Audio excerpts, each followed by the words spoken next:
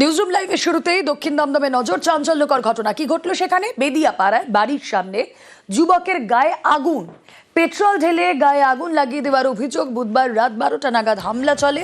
পুরনো বিবাদ নিয়ে পাড়ার ছেলেদের সঙ্গে বচসা। ঠাকুর বিসর্জন দিয়ে ফেরার পথেই হামলা হয়। অভিযোগ যে পেছন থেকে তার গায়ে পেট্রোল ছোড়া হয় আর তারপর আগুন লাগিয়ে খুনের চেষ্টার অভিযোগ। আরজিকর হাসপাতালে চিকিৎসাধীন রঞ্জিত কর্মকার প্রত্যক্ষদর্শী। সেই সময়, ঘটনার সময় যিনি ছিলেন, কি রিয়াকশন তার, কি বলছেন তিনি, শুনবো। কাউন্সিলর আমাকে এসে বলছে তুই নাকি শাহজাহান বলেছিস, হুমকি দিচ্ছে। আমি আমাদের 11 নম্বর কাউন্সিলরকে আমি শাহজাহান বলিনি, কিন্তু যারা করছে এরা শাহজাহানের থেকে বেশি। ঘটনাটা আমি দেখেছি ফার্স্ট, তখন ওইখানে আগুন জ্বালিয়ে চলে যায় ভোর 5টা বাজে।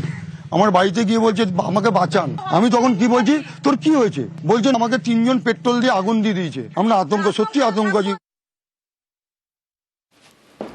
আর এই মুহূর্তে চাঞ্চল্যকর অভিযোগ, হাসপাতালে চিকিৎসাধীন রঞ্জিত। আক্রান্ত যুবককে হাসপাতালে গিয়ে কাউন্সিলর হুমকি দিচ্ছেন। এই যে 3 জনের নাম বারবার উঠে আসছে, সুমন, সুশান্ত, সাগর। মূল অভিযুক্ত সুমনের নাম অভিযোগ থেকে প্রত্যাহার করে নেওয়ার জন্য চাপ, নাম তুলতে চাপ কাউন্সিলর মৃন্ময়ের। যেই কাউন্সিলরের বিরুদ্ধে এই অভিযোগ ছিল, যেই কাউন্সিলর ঘনিষ্ঠের বিরুদ্ধে অভিযোগ ছিল, যে কাউন্সিলর ঘনিষ্ঠরাই এই ধরনের ঘটনা ঘটিয়েছে, সেই কাউন্সিলর হাসপাতালে ঢুকে কিনা হুমকি দিচ্ছে। জানবো, অনুপ চক্রবর্তী প্রতিনিধি রয়েছেন সঙ্গে। অনুপ, এ তো ভয়ঙ্কর অভিযোগ।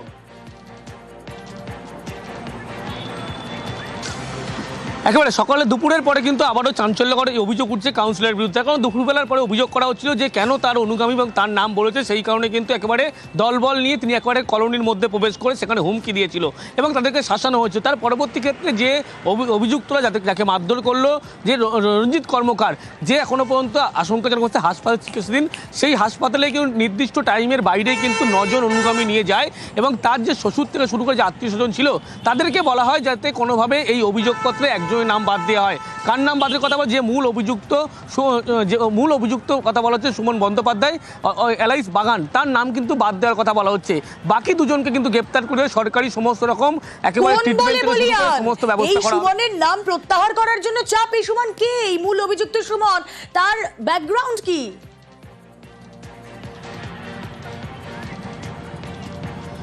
তবে সুমন কিন্তু একেবারে কাউন্সিলর মৃন্ময় দাস তার ছায়ার সঙ্গে এর আগেও একাধিকবার যে ঘটনা ঘটেছিল, প্রত্যেক ক্ষেত্রে কিন্তু সুমনই একেবারে অভিযুক্ত ছিল এবং কয়েকদিন আগে যখন একটি ঘটনা ঘটেছিল সেখানেও কিন্তু সুমনের ভূমিকা লক্ষ্য করা গেছিল। এবং গতকাল যখন বন্ধুমহল ক্লাবের বিসর্জন চলছিল সেই সময় কাউন্সিলরের পাশে এই সুমন বন্দ্যোপাধ্যায় যে অভিযুক্ত, তিনি কিন্তু একেবারে সবসময় কাউন্সিলরের ছায়াসঙ্গী হিসেবে ছিল। এই সুমনকেই কিন্তু একেবারে কাউন্সিলরের পক্ষ থেকে বাঁচানোর চেষ্টা করা হচ্ছে এবং এই নিয়েই কিন্তু বারবার প্রশ্ন উঠছে। একদিকে কলোনিতে গিয়ে কাউন্সিলর দেখা যাচ্ছে যে সুমন অভিযুক্ত, তাকে বাঁচানোর চেষ্টা করছে, রীতিমতো হুমকি দেওয়া হচ্ছে, তার নাম অনুগামীদের কেন করা হচ্ছে। তারই পাশাপাশি দেখা গেল সন্ধ্যার পরে হাসপাতালে, আরজিকর হাসপাতালের মতো হাসপাতাল, সেখানে কিন্তু একেবারে কাউন্সিলর তার অনুগামীদের নিয়ে যাচ্ছে এবং যিনি আহত সেই ব্যক্তির সঙ্গে দেখা করছেন এবং তার পরিবারের সদস্য বলছে যে কোনোভাবে যাতে এই অভিযুক্ত সুমনের নাম হিসাবে কিন্তু বাদ দেওয়া হয়। আর এখানেই কিন্তু কাউন্সিলরের ভূমিকা, সেই ভূমিকা নিয়ে প্রশ্ন উঠছে। কারণ পুলিশের পক্ষ থেকে গ্রেপ্তার এখনো পর্যন্ত কাউকে না যখন করা হচ্ছে, অন্যদিকে কিন্তু কাউন্সিলর মরিয়া হচ্ছে তার যে ছায়াসঙ্গী, সেই ছায়াসঙ্গীকে কিন্তু একেবারে বাঁচানোর চেষ্টা করছে। সেই জন্য বলা হচ্ছে যে অভিযোগপত্রে, সেই অভিযোগপত্রে কোনোভাবে যাতে সুমনের নাম দেওয়া না হয়। বাকি 3 জন অভিযুক্ত সাগর, অন্যদিকে সুশান্ত, এই দুজনকে গ্রেপ্তার করা হবে। আর এই অভিযোগই কিন্তু পরিবারের পক্ষ থেকে ইতিমধ্যে তোলা হচ্ছে। ওকে, আত্মীয় পরিবার তার কি বক্তব্য একবার শুনুন। বিভৎসভাবে পুড়ে গেছে, পুড়ে যেতে ওকে হসপিটালে নিয়ে গেছে, নিয়ে যেতে সঙ্গে সঙ্গে ভর্তি নিয়েছে। পেট্রোল ঢেলেছে, এবার পেছন দিয়ে ঢেলেছে। এবার বলছে ইয়ার্কির মাধ্যমে সামনে পুড়বে, পেছনে পুড়বে কি করে? তাহলে এরকম আগুন ধরিয়ে দিয়েছে ওরা। সুমন ব্যানার্জি, সুশান্ত দাস আর সাগর, এরা পাড়ারই ছেলে, আমাদের পাড়ারই ছেলে। রাজনৈতিক তৃণমূলই সব। মৃন্ময় দাস কাউন্সিলর আমাদের বাড়িতে একবারও আসেনি জিজ্ঞাসা করতে যে পেশেন্টটা কেমন আছে বা কি হয়েছে না হয়েছে, কি করে হয়েছে, কিচ্ছু জিজ্ঞাসা করতে আসেনি। কি অবস্থা এখন এই রঞ্জিত কর্মকারের? হাসপাতালে রয়েছেন তিনি, যেখানে গিয়ে তাকে হুমকি দিচ্ছেন কাউন্সিলর। জানবো, প্রতিনিধি অভিজিৎ চন্দ্র রয়েছেন আমাদের সঙ্গে। অভিজিৎ,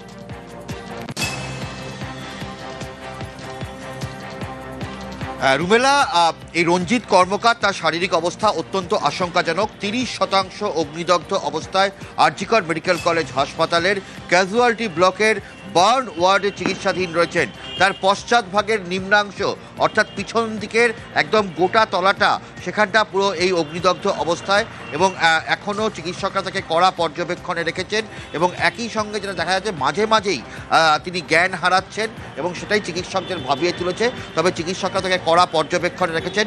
পাশাপাশি হাসপাতাল কর্তৃপক্ষের কাছে একটা অভিযোগ জমা পড়েছে যে এই যে কাউন্সিলর এবং তার অনুগামীরা হুমকি দিয়েছেন, ফলে হাসপাতাল কর্তৃপক্ষ আবেদন করেছেন টালা থানায়, এবং পাশাপাশি কেন্দ্রীয় বাহিনী যারা ওখানে মোতায়েন রয়েছেন সিআইএসএফ জওয়ানরা, তারা প্রত্যেকে বার্ন ওয়ার্ডের চারপাশে আরও নিরাপত্তা ব্যবস্থা আরও মজবুত করা হয়েছে এবং ক্যাজুয়ালিটি ব্লকের আশপাশে যাতে বহিরাগত কেউ প্রবেশ করতে না পারে, এবং এই পরিবারের সদস্যদের যদি হুমকি কোনো রকম দেওয়া হচ্ছে কিনা সেই গোটা বিষয়টা টালা থানার পুলিশ কর্মীরাও নজর রেখেছে এবং একই সঙ্গে কেন্দ্রীয় বাহিনীর জওয়ানরাও নজরে রেখেছে। তবে আহত রঞ্জিত কর্মকারের শারীরিক অবস্থা এখনও যথেষ্টই আশঙ্কাজনক, এমনটাই বলছেন চিকিৎসকরা। রুমেলা।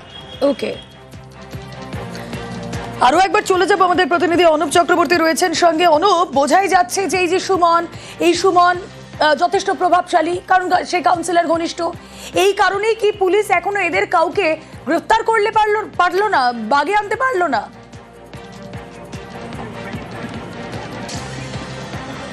তবে শুধুমাত্র এই তথ্যটি কিন্তু পরিবারের লোক বলছে তা নয়, এলাকার যারা বাসিন্দা তারাও কিন্তু এমনটাই বলছে। যেহেতু কাউন্সিলরের ছায়ার সঙ্গে এই সুমন, সেই কারণে কাউন্সিলরের হাত এই সুমনের মাথায় রয়েছে, সেই কারণে পুলিশের পক্ষ থেকে গ্রেপ্তার করা এখনও পর্যন্ত এরকম সম্ভব হয়নি।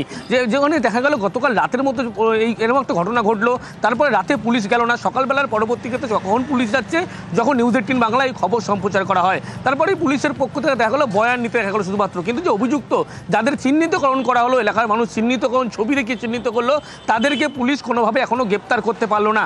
শেষমেশ পুলিশের পক্ষ থেকে পরিবারের কাছ থেকে অভিযোগ নেওয়া হয়েছে, কিন্তু এই অভিযোগের পরিপ্রেক্ষিতে সেই গ্রেপ্তারই কিন্তু করতে পারলো না। মনে করা হচ্ছে যে এই সুমনের কিন্তু একেবারে মাথায় কাউন্সিলর মিন্ময় দাসের হাত রয়েছে, সেই কারণে তাকে গ্রেপ্তার করতে পারছে না। আর এখানেই কিন্তু একেবারে সাধারণ মানুষ থেকে শুরু করে কলোনির যারা বাসিন্দা, তারাও কিন্তু পুলিশের যে ভূমিকা, সেই ভূমিকা নিয়েও পাশাপাশি প্রশ্ন তুলতে শুরু করেছে।